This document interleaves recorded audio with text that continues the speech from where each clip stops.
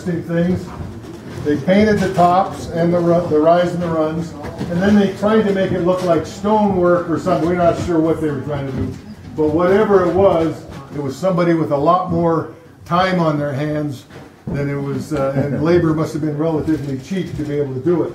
The other thing that's kind of interesting is that on this board here, every one of them is cut out so that the stair fits right back into it.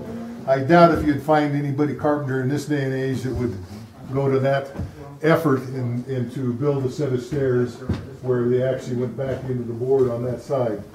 Come on upstairs and we'll go into the courtroom.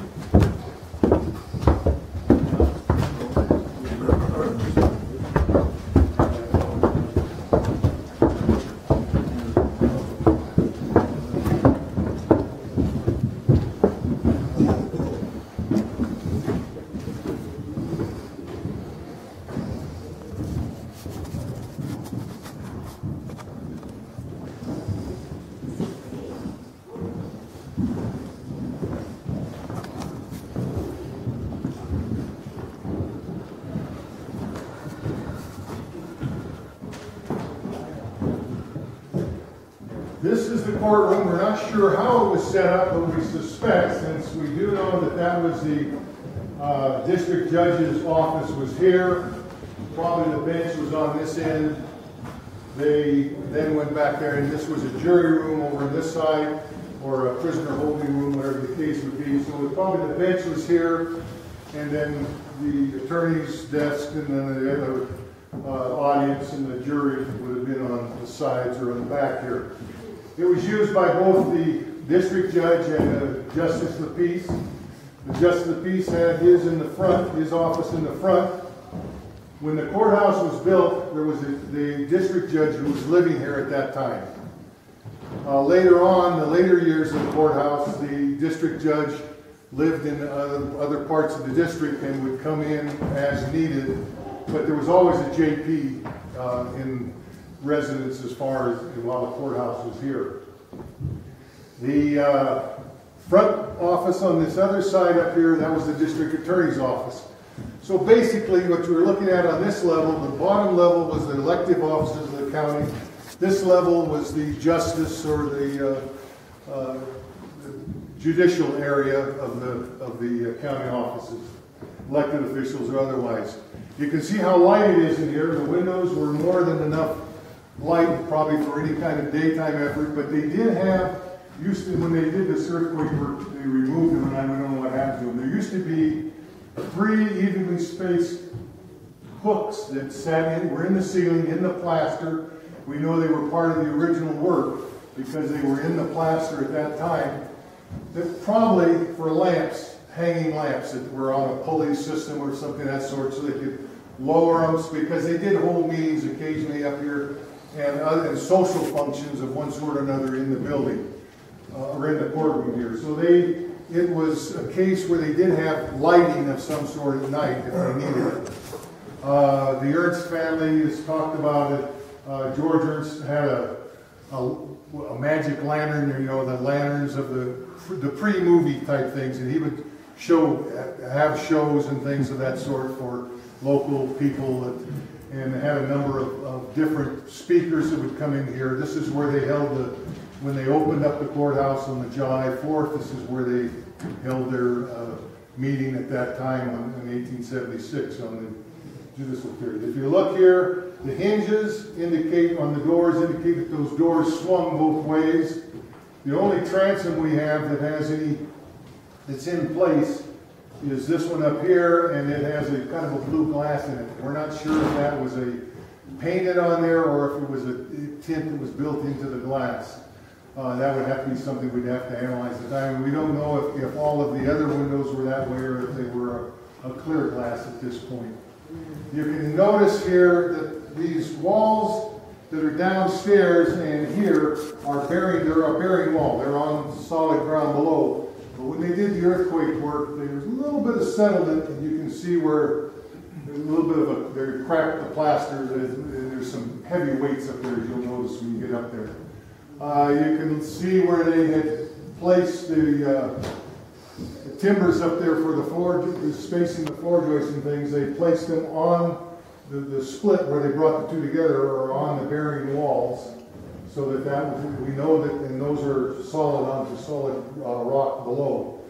The lines that you see up there, we think were probably put in at a later time because they went into the plaster to do it, and it was probably done when when the school teacher was living in the building. She probably brought her students up here to. We know they used it for a recreational. On a day like this, they would have had the kids in here out of the elements so that they could. And they probably did plays and things of that sort. So that's what we think that wiring. Those wires were put in for was something along that line.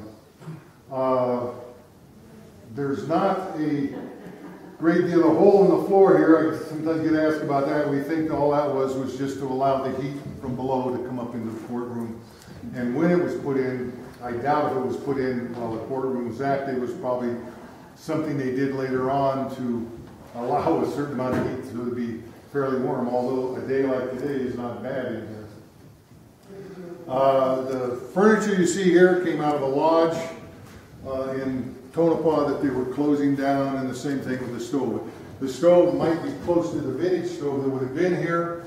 You'll notice outside there's 6 chimneys. The office below and this one used the same chimney. In this room they only had the one stove. They didn't have a chimney down here, which would have been probably up that column there. They didn't have, so they only had one stove in here. The door, from what we can tell, never had a set of stairs that went outside. So there was a doorway there, but it was never one that went to the out. There never was a set of stairs. So if you needed to go out to the 2 outhouses that sat in the back, you had to go down the stairs, come out, and go down that lower door to get out there. There was a fence put around the jail cells back there for an exercise yard. That was one of the first comments the newspaper made after this was built. That here's this nice, beautiful courthouse, modern, but it didn't have an exercise yard for the prisoners. So that's the first thing they did. Is you'll notice if you wander around the outside, there's a couple of places here where they dug into the wall, took some bricks out, and put timbers in there and built a tall, about an 8-foot fence all the way around so that the prisoners could go out and have an exercise yard. So it was very modern for its time. What year was the earthquake? There was an earthquake here? No. No. Not, there's been a series of little ones, you know, but there's no... Tremors, huh? Yeah, there's no major one that we've ever had here, no.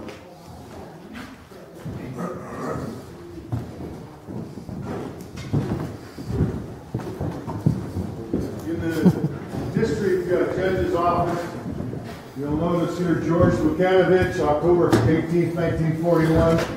Many of you that are from Nevada know that Vukanovich, his wife, was once the U.S. House of Representatives. At the time George Vukanovich did this in 1941, he was a student over in Manhattan, going to high school. Chet Green, who was referred to here as Professor Chet Green, was the principal over there and a teacher. At that time, it was a small high school. The principal was a teacher as well as an administrator.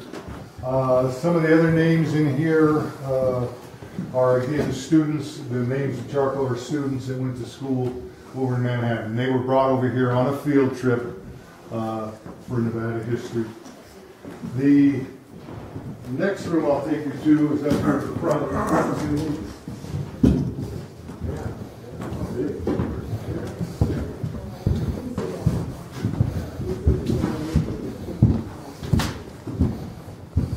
This was the district attorney's office. One of the last district attorneys we had here was Jim Butler, but the man before him was also about the same caliber of individual. He probably had about a 5th or 6th grade education, had never studied as anything under an attorney at the time, was not a lawyer, but what he was a mule. The first one they elected was, and he raised mules out in the valley out there. Not highly educated, but some of the boys over on the next street off Main Street, there were some bars over there. They raised a little money and put his name on the ballot for district attorney. The district attorney did not require you to be an attorney, and he put it just as a joke, they all gathered enough money to get his name on the ballot. He got elected. He kind of liked it. It was 2 years of every time there wasn't a lot of business at that time because it was the tail end of the era, but it was one of those cases wherever he needed to have an attorney for legal work, he'd go down and get an attorney from downtown, bring him up, he'd deputize him, and then he would do the work. Then the district attorney could sign off, and for that he got $25 or $30 a month. Jim Butler thought that was a wonderful idea. Luckily, it was only a 2-year office. And so the next time it came around, Jim Butler decided he'd run against him.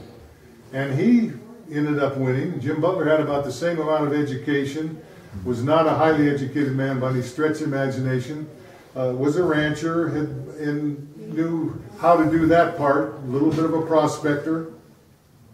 And he got elected here. Well, the other attorney decided he didn't want to give up the office, so he went in here with a case of whiskey and a little bit of food, and locked and barricaded himself in the office and wouldn't give it up until he ran out of whiskey. Then the commissioners finally convinced him then that he couldn't get any more whiskey in there, that he'd have to come out, and there were some political things that were involved, and they did bring him out of here. And Jim Butler took it over, but neither one of them had to work too hard. Francie's grandfather, my wife's grandfather, was an attorney in Eureka at the time. George Ernst was running a band of sheep all the way from Elko County. He owned the Pine Creek Ranch. He ran a band of sheep from Elko County all the way down as far as Pahrump. And any of you familiar with this part of the state, most of that band of sheep spent their time in Nye County. Well, George Ernst had found that Elko County had a little cheaper tax rate per head of sheep than Nye County did. So he was having his sheep taxed in Elko County.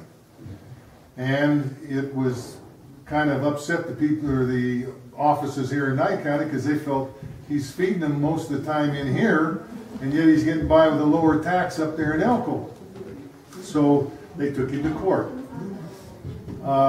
Francie's grandfather was brought down. He was an attorney at that time from Eureka. He was brought down here, and they presented this Nye County's case, and the defense, Ernst, set their case. And when it came time for the summation at the end, Francie's grandfather did it in 4 sentences. He stood up for the jury and he said, George Ernst has a flock of sheep. Their fleece is white as snow. He feeds them in Nye County and taxes them in Elko. And sat down. Well, he won here in Nye County, because he probably would have anyway because of a Nye County jury. It was, when they took it to Supreme Court, it was overturned, and he got to be able to tax them in Elko County.